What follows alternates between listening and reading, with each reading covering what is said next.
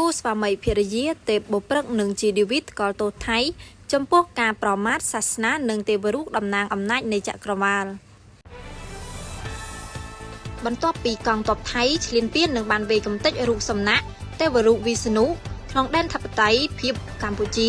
បានធ្វើឲ្យពិភពលោកថ្កោលទោសជាខ្លាំងក្នុងនោះដែរគូស្វាមីភរិយាតារាចម្រៀងលោកជីឌីវីតនិងទេពបុព្រឹកបានថ្កោលទោសយ៉ាងខ្លាំងចំពោះទង្វើរបស់ថៃលើវិស័យសាសនាតារាចម្រៀងរ៉េបជីឌីវីតនិងទេពបុព្រឹកបានរៀបរាប់ថាក្នុងនាមខ្ញុំនិងភរិយាជាអ្នកបានដល់នៅការគោរពប្រតិបត្តិសាសនាបុព្វបុរសព្រមទាំងការអូនរំតូនប្រកាន់ខ្ជាប់នៅការគោរពលទ្ធិទេវរាជនិងត្រីមូតិសូមប្រកាសថ្កោលទោសដល់ពូជអម្បូរថៃដែលជាអម្បូរនៃឃាតករសាសនាការប្រមាថចំពោះទេវរូបដែលតំណាងឲ្យអំណាចនៃចក្រវាលទោសនេះនឹងធ្លុះធ្លាយធ្លាក់ជាភ្លើងចំកណ្ដាលដួងកែវបីសាច់នៃអម្បូរថ្មិលយ៉ាងប្រាកដជាក់នាពេលដ៏ខ្លីខាងមុខដោយអំណាចនៃស្ដេចអាថានបុព្វបុរសនឹងកំណត់ជោគវាសនាជនទាំងនោះឲ្យជាប់នៅក្នុងវាលដែលដុតរង្គាលដោយភ្លើង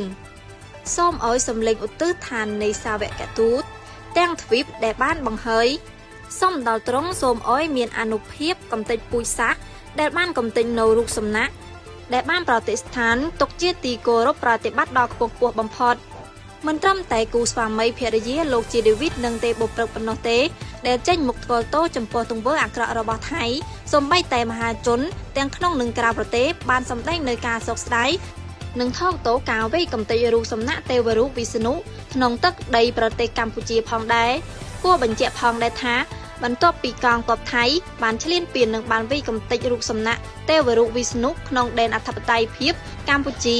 បានធ្វើឲ្យពិភពលោកថ្កោលទោសជាខ្លាំងជាក់ស្ដែងក្រសួងធម្មការនិងសាសនាស្នើដល់សកលនិទូទូទាំងពិភពលោកនិងសហគមន៍អន្តរជាតិថ្កោលទោសសកម្មភាពថ្មិលឥតសាសនារបស់កងទ័ពឈ្លានពានថៃដែលបានវាយកំទេចរូបសំណាកទេវរូបវិស្ណុក្នុងដែនអធិបតេយ្យភាពកម្ពុជាក្រសួងធម្មការនិងសាសនាចេញញត្តិថ្កោលទោសវាយកំទេចរូបសំណាកទេវរូបវិស្ណុក្នុងដែនអធិបតេយ្យភាពនៃព្រះរាជាណាចក្រកម្ពុជា